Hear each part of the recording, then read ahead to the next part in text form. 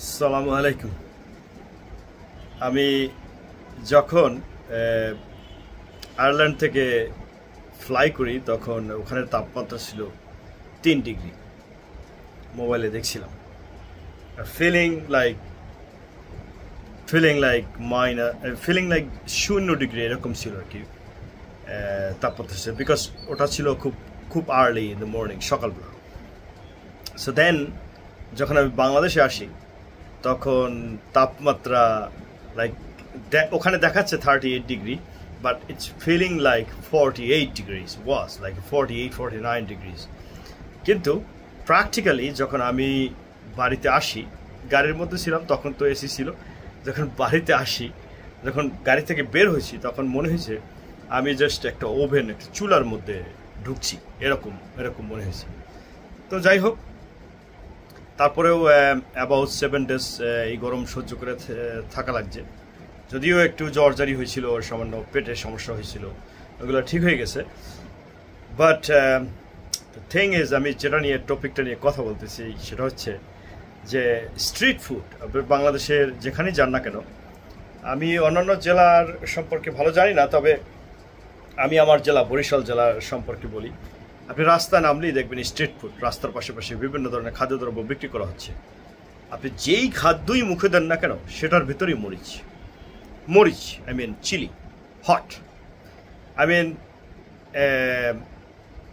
যারা মরিচ খেতে অভ্যস্ত বা মরিচ যারা খান তাদের সমস্যা হয় কিনা জানি না। একে তো ভেজাল খাদ্য, তার উপরে প্রচণ্ড পরিমাণে মরিচ, অর্থাৎ 3 ধরনের মরিচ তারা সাধারণত ইউজ করে, 5-6 ধরনের মরিচও তারা ইউজ করে।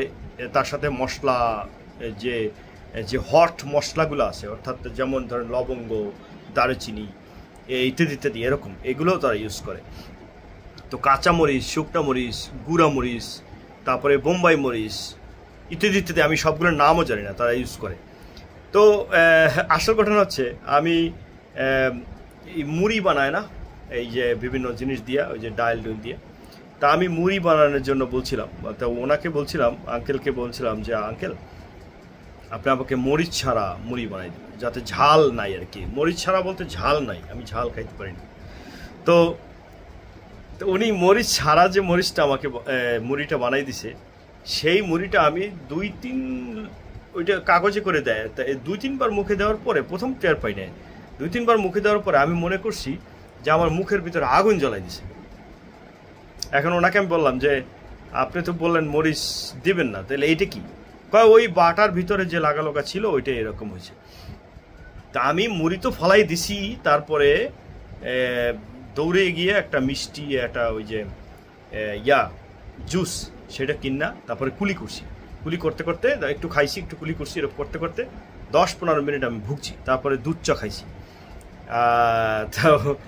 তো আমি আপনাদেরকে বলবো, যারা মরিচ পছন্দ করেন তারা খান, সমস্যা নাই।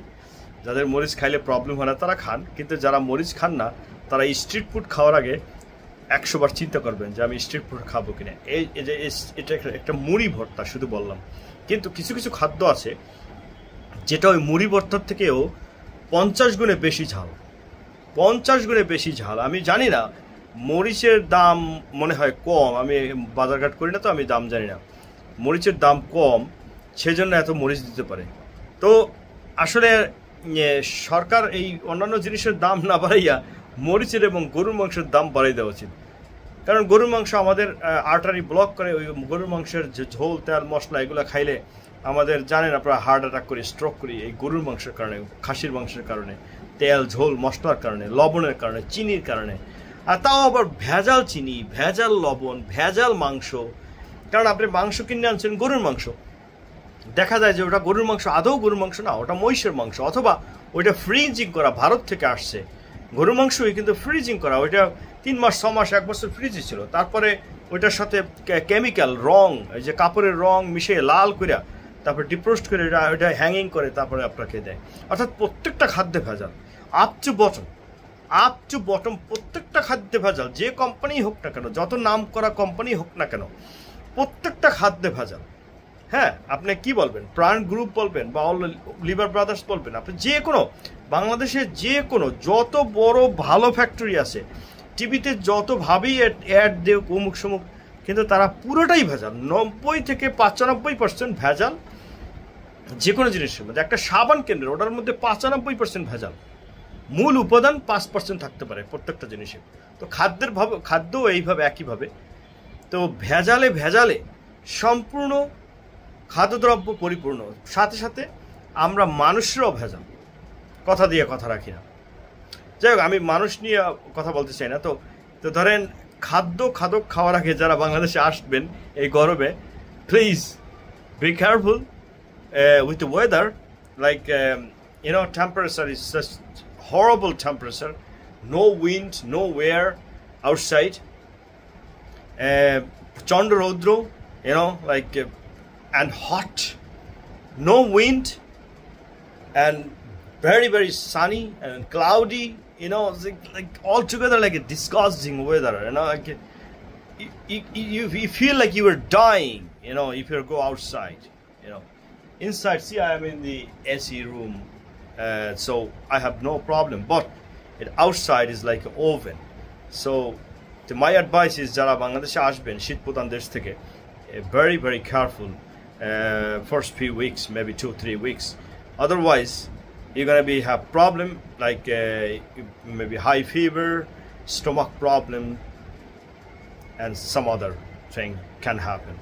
Your eye, the water, পানির মধ্যে জীবাণু, পানির মধ্যে ময়লা। সো যখন আপনি পানি খাবেন তখন বি কেয়ারফুল। ইভেন বোতলজাত পানি, এগুলোর মধ্যেও ময়লা, এগুলোর মধ্যেও ড্রেনের পচা গন্ধ আসে। So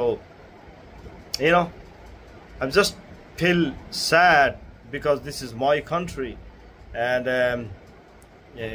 I should be proud of it, but I feel sad for that. Like মানুষের চরিত্র কতখানি খারাপ হইলে মানুষের মানুষত্ব কতখানি নিম্ন পর্যায়ে চলে গেলে মানুষ এই সমস্ত কাজ করতে পারে। আরে ভাই, তুই যে ভেজাল খাদ্য দিচ্ছিস, তুই আরেকজনের খাদ্যে অন্য খাদ্য কিনছিস, ওইটা তো ভেজাল। মানে তুই মিলাচ্ছিস এবং তুই নিজে অন্যের ভেজাল খাদ্য কিনে খাচ্ছিস। তো everybody has a problem, all over the place. It's just full of shit everywhere. ধন্যবাদ সবাইকে। I'm sorry for this, but it's true. You will see when you practically enjoy this shit, and then you will recognize what Al Mamun was saying. Like, I'm not talking bullshit, but it's a reality in Bangladesh now. Thank you very much, Shabaiki. Allah Hafiz. Assalamu alaikum wa rahmatullahi wa barakatuh.